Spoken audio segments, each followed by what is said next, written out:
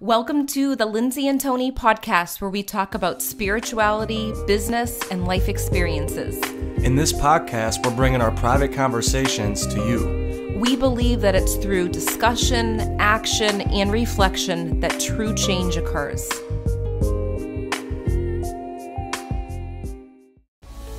Hello and welcome to episode 27, How to Use Your Body to Strengthen Your Spiritual Gifts. In this episode, Tony and I talked about how you can really tune into your body, and when you do tune into your body and take care of it with exercise, the food, even the conversations about your body, you will be extra sensitive, even more clear vessel for your spiritual gifts to come through. We cannot wait for you to hear this episode. We hope you enjoy the show.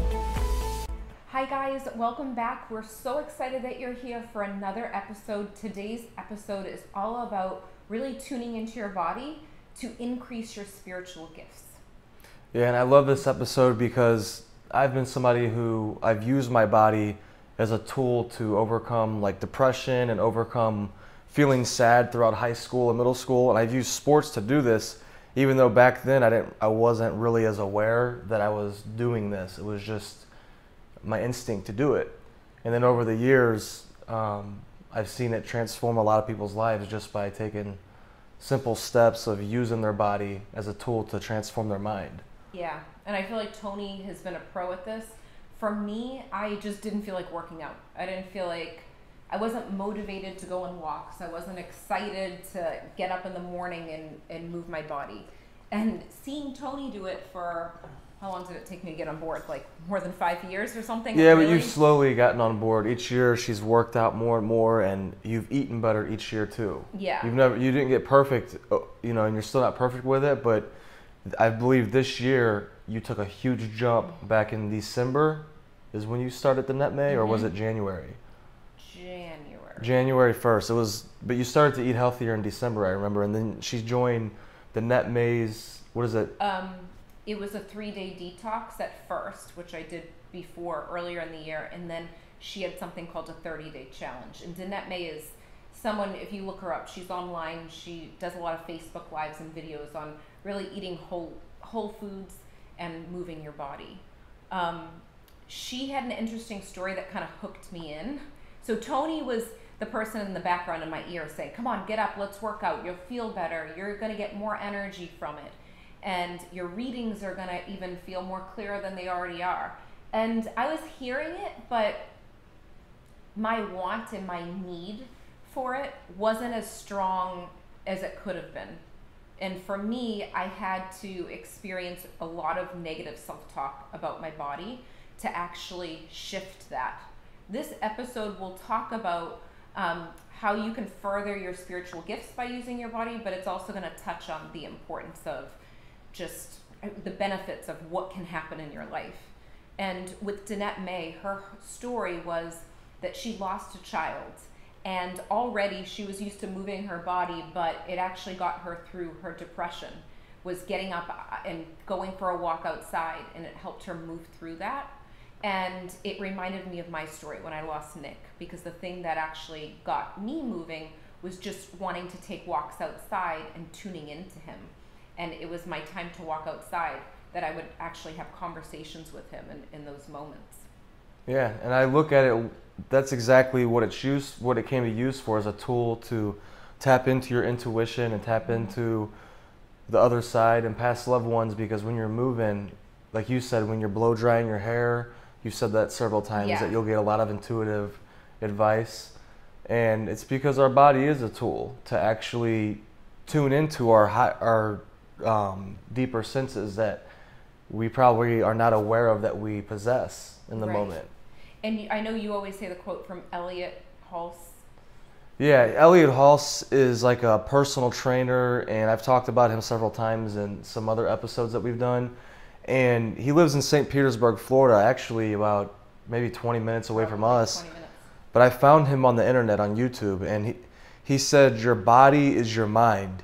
And once I heard that about maybe 4 or 5 years ago. And once I heard that, everything just seemed to click in my mind. It was like a puzzle piece, to where I've known for several years that my body was a tool, to transform my life, but it was like everything I learned about the law of attraction, quantum physics, all of the books I've read over the previous 6 years before I heard of Elliot Haas, which was about 5 years ago, all of that compounded. And then when he said that, your body is your mind, I was like, that's true. Our body is our mind.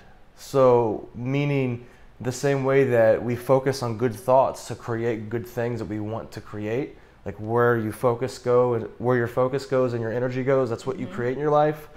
We could use our body to change our focus positively, because like you said, when you went on your walks and you were going through that rough time after Nick passed away, that would cause you to feel better. Yeah, it caused me to like take a moment. It like moved energy that I was holding in me, whether it was anger or sadness, it moved that energy. And it reminds me of Dr. Shaw, my acupuncturist, which I love her so much. If you're in the Tampa Bay area, you have to see her. She's absolutely amazing. And she was working on me for years when it came to emotions and the grief that I was experiencing with Nick. So I had some different physical things that were changing. My whole face structure, you've seen pictures of me. Even when I first met you, I think my face looked different.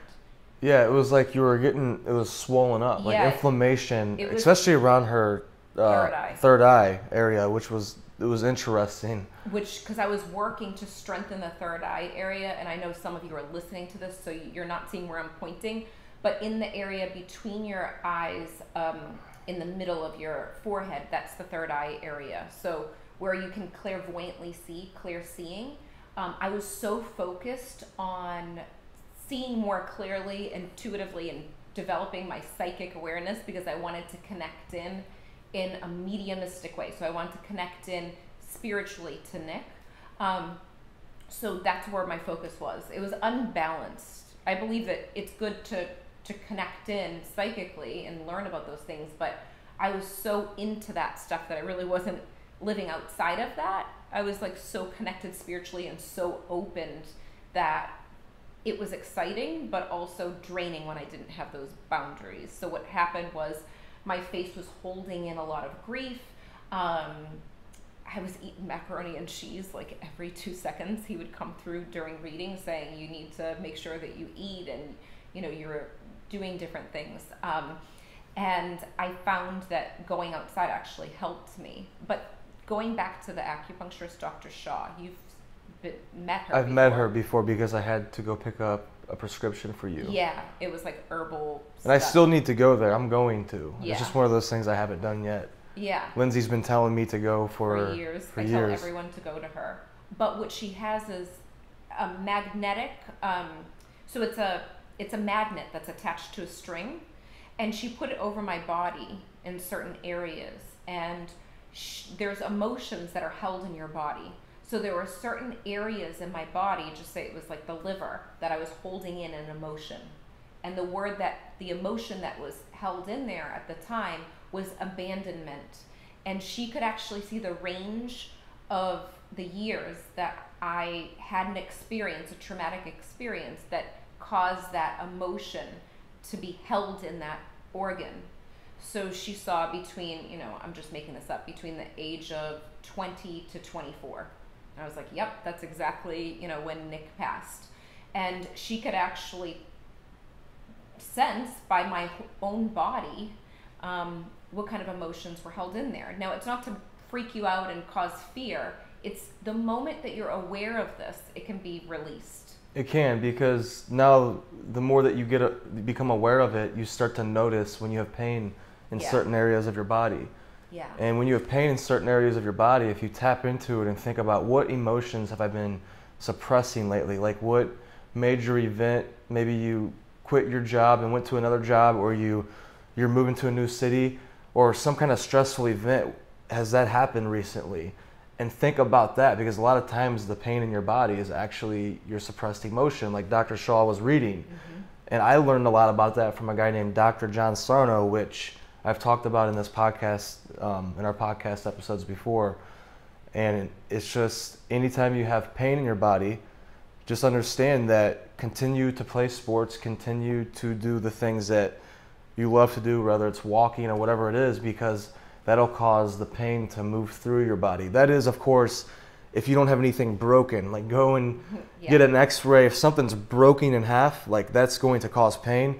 But if it's anything that's not broken in half, I mean, more times than not, it most likely is suppressed emotion. And we're not doctors, by the way, side note. We're not doctors, but from our experience, yes. and if you start to look into this and look at a lot of what the top researchers in this field are coming to a conclusion over the years, it all points to one thing, that most pain in our body is suppressed emotion. But like Lindsay said, still go to your doctor and still do all of that. But it was interesting how I went through that back pain last year for Yes. 6 months. And it was right after I quit my job teaching and went full-time into my education business. And that's what usually happens, is some kind of huge transition happens and then pain pops up. And it's kind of like the resistance in your body trying to stop you from going outside your comfort zone. But once I figured that out 6 months later, after I stopped working out and doing everything I loved because I was scared that I was going to hurt something. It wasn't because I couldn't do it. It was like I more had a fear, oh, if I do this, I'm going to hurt it even more. Which is totally not like you. But It's at the not. time, it was...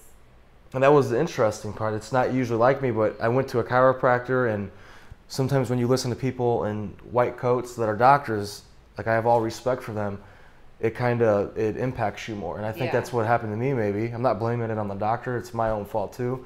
But for 6 months, I stopped doing things. And then once I started to really continue to educate myself in this and think for myself, I moved through it, and now I have no pain. And anytime I have pain in my body and I'm playing basketball or whatever, I think about what emotions am I suppressing? Yeah. And immediately, the more I start to do this, immediately I'm guided to what emotions I was suppressing, because that's how our mind and body works. If you teach it to do something, it'll go there when you ask it to. Yeah. So I ask it and it tells me, and then I'm like, oh, okay, that's fine. If it's this, and I just work it out in my head, and I'm like, and I release it. So I work it out in my head, and I say everything's going to be okay with that. I'm working hard to. So if I have a fear of, if some of you may have fears of not being able to pay your donations or your bills, we call them donations, but paying your bills per month. So if you have that, when that fear comes up, you just think about, no, I'm taking steps each day to create an abundance in my life, and you keep your focus there as much as possible. Right. I think this is such a topic like we could spend hours with, but I feel like in the most pain that you experience in your life, if you let it be the lesson, it's probably not happening during the moment, but after the moment you reflect on it, you could have huge shifts take place. You will have huge shifts taking place in your life. And I feel like there's times where you could actually numb your emotions. And that's when, if you numb your emotions, it will show up in your physical body. And what was happening to me was I was having constant negative thoughts about my physical body. I was comparing it to what it used to look like in college, what it used to look like in high school. And the interesting thing, I started to notice a pattern in my life. When I was in high school, I was so focused on gaining weight. I wanted to gain weight and fill out more. And then when I got to college, it actually happened. And I remember my friends saying, Lindsay, we used to go and get Dunkin' Donuts coffee, and I hopped in her car. She's like, oh my gosh, you look chubby. I said, thank you so much. I'm so excited. I was actually excited that I looked like I was filling out. And then I went to Australia, and I ate everything in sight, drank tons of wine at that point, came back, and was told, you look like you're getting pregnant. And I thought, oh my gosh. And I was really listening to every little thing that everyone was saying. And it caused this unhealthy talk in my mind when it came to other people's opinions about what I look like. And it was coming out because that's the opinion that I had about myself. There was something off with it. So one of the things that I started to recognize this past year was that negative self-talk about what I used to look like and how I wanted to get back there. And oh my gosh, I look in the mirror. Like, I would ask Tony, like, am my legs looking bigger? And he made me more aware of my conversation. I don't know what you told me, but you said, just focus on consistency. If you walk every day, something's going to shift. And I would say, well, do I look any thinner? And I'll tell you not to ask that anymore. Don't ask that. Just stay consistent. I know people like to hear compliments, but I was more telling her, instead of being attached to people's opinions, if you look thinner, focus on ask the question, am I being consistent with the habits that I know that I Right. need to do? Which we all know, eat healthy, so figure out what that means to your body, because everybody's body is differently, Yeah. or works differently with foods. But we know that health is mostly greens and things that grow naturally from the earth. Whole foods, those are the Yes. healthiest. I mean, it's already out there, documented. But you have to figure out what whole foods work for you. And then focus on that. Focus on that. Focus on walking. And that's what I meant by that when I was telling her. But I just wanted that reassurance, like, yeah, something's shifting, because I didn't believe it myself. But no matter how much anyone would say it, I would have to check in with someone else. Mm-hmm. So that's draining. That's draining for the other person. That's draining for you. And I had to shift something. And what happened was I made the intention that I was going to shift something. And that's when I came across Danette May. So it was everything that Tony was already telling me and teaching me. But I needed to hear it from an outside source because I was so used to hearing it from the same space. And that could be frustrating for the person too that's been drilling. But you were getting better every year. So that's the thing. It was a process. Yeah. But then Danette May was kind of like a thing that would put you over the edge. I don't know what hooked me in, but I was ready. I was like, I'm so fed up with the way that I'm feeling. And what ended up happening was, for the spiritual gifts, even though I was already in tune with the spiritual realm and giving psychic readings, and I felt like, I was enjoying them, my clients were enjoying them, I became even more aware of my physical body when I was up on platform doing group readings, and how my body was moving and how things were shifting. And I always felt spirit tapping me, like almost like a pulse, and you get that too. You feel like a pulsing. Mm-hmm. So just know that that's probably not your physical body. It's actually spirit touching your physical body, or making an impression that energy is kind of moving. But I became even more aware of that. So I took time to kind of fine tune what I was feeling and where my body was placed when I was giving the group reading. I started to notice, oh, my foot is facing the direction of where I need to go in the audience. So after you started to eat healthier, like with the Danette May's program, you notice a huge difference in your ability of body awareness. Yeah, of body awareness. Yeah. Because I felt good, and energetically, I wasn't so focused on the negative self-talk, so I could put my energy towards something else. Right. So it was like you had a clear stream to look at, rather than I have all this distortion of negative self-talk and all that. So the clear stream was rolling through you. Yeah. And then now you're able to tune in and feel spirit tapping on you. Right. And for people who are not interested in that, you'll be able to tune into your intuition and figure out your decisions that much quicker. Right. Just by eating healthy and then clearing your thoughts too, because that's a big thing. If you eat healthy but you still have a lot of negative self-talk,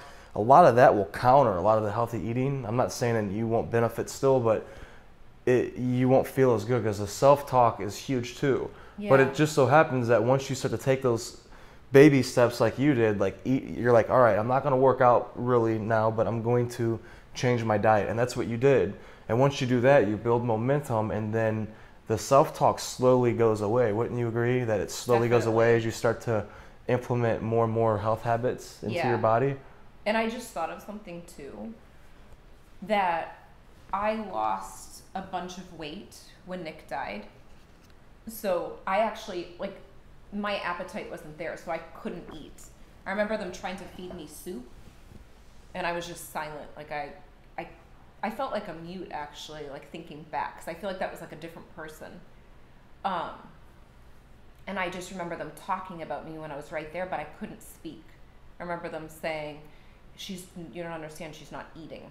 And I couldn't stomach the food. So what happened was I lost so much weight that when I started to feel better, I was eating, but I don't know what happened. I didn't gain weight right away. I think it was actually when I met you that I started to gain weight, and it felt more of a protection, like a barrier for people not to hurt me, the outside people, to hear opinions of us being together, because I dealt with a lot with that. Yeah. Being Nick's friend, you have people that are really happy for you, and then you have other people that want to put it about them.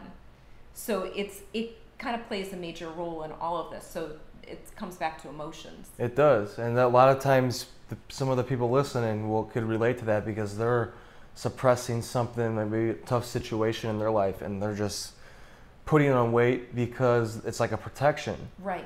So it's really, you're storing your emotions also. Yeah. Which the whole point of this episode is to help everybody understand that a lot of that will continue to happen. But if you use your body as a tool to shake that up and to allow it to flow through you, yeah, and to carry everything out, and that way you're not holding on to it, then you will have a clear channel to look at, and yeah, you could increase all of your spiritual gifts if you're a psychic medium, or if you're intuitive, or a healer, or a yoga master. It doesn't matter what it is. You're going to get better at whatever you're doing because of using your body more intentionally.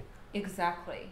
And this is the one thing that I noticed, like you don't have this issue going on, but I noticed that when mediums are starting out or working, we store a lot in our hips and in our stomach at the very beginning because we're using energy from the solar plexus, and somehow, I guess it's like a protection thing that we kind of store it there. So Tony made me aware of the foam roller, which I haven't been using it like you do, but walking is my thing. And just moving the energy from different parts of your body to kind of move that stagnant energy. So yeah, foam rolling, we have one right here, but we're kind of attached by these microphones, so I can't grab it. But we've talked about foam rollers before. Right. It's literally like a cylinder of foam. And it could be, I like the ones that are more hard because you kind of need that to flatten out your muscles. And what it does is it basically makes your muscles to, instead of being short and tight like they are from walking too much or working out, all of your muscle fibers become short and tight. And whenever you use a foam roller, you smooth them out, and they call it myofascial release, to where it makes your muscles actually release energy. So it releases tension, and then your muscles become long and dense. Yes. So, and then or long and soft is what I meant. Long and soft. I knew what you meant. I said yes because I was thinking of the next thing that I was going to say. You're not supposed to do that. I know, but I can't help it. Yeah, so then you're relaxed. It makes your whole body relaxed, and it helps you, I believe, release emotions too. Yeah. Because if you're foam rolling a part of your body to where you're holding those emotions, you're relaxing it to where that energy could just release and move from that part of the body. So when you just said that, it made me think of a question that you guys might be thinking, and I don't know how we're doing on time, but you're probably thinking, well, how do we release that emotion? What if I don't even know what I'm feeling in that part of the body? Well, while you're working out, or while you're doing that foam rolling, or while you're sitting getting acupuncture or Reiki, whatever you're doing to kind of help your mind, body, and spirit, there may be a memory that comes up, or a person, a human that you think of, that you're like, why did I think of that memory? Like, that hurts me thinking about that again. There's something that's in your subconscious mind that is getting released just by seeing that. So don't avoid it. Ask yourself questions to kind of get yourself there thinking, okay, why am I thinking about this person? Why am I thinking about this situation? What am I holding on to? Right. Okay. And the more they start to do that, obviously the better they'll start to get at it. Yeah. By tuning in and paying attention to when you're stretching a certain part of your body, what thoughts am I having right now? That's great to look at. And then it might seem hard at first if you're not used to doing this, because your thoughts might be going so quick and you have a lot going on in your mind. But once you start to tune into this more and more, and every day you practice this, you will see what you're suppressing. You will start to see the thoughts. And like Lindsay said, just by observing that and not being attached to it and just allowing it to flow out of you, you can release a lot of that tension that you're holding unconsciously. Right.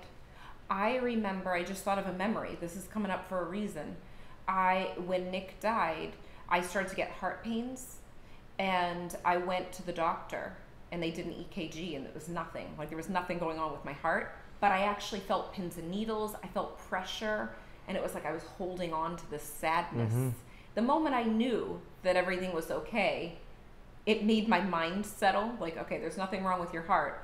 But it made me more aware, okay, I need to start doing more things for me, for my soul. And by acting and moving your body and doing certain things, you release a lot of that, and then you're fine. And that's what causes a lot of people's actually physical symptoms and a lot of diseases and stuff like that is by holding on to stuff for so many years and not even realizing you're doing it. So and you can that's why medicate yourself too. I'm so passionate.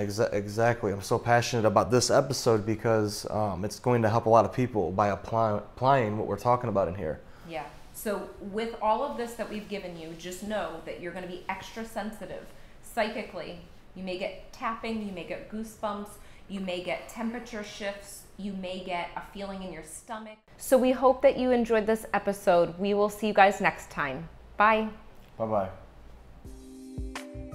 We hope you enjoyed this episode as much as we did. If you liked it, leave a 5-star review on iTunes, and remember, subscribe to our YouTube channel too. If you can think of anyone else that would love this episode, share it with them right now on social media or email. And remember, getting results is a process of learning, applying, and reflecting. Stay consistent and continue to grow every day.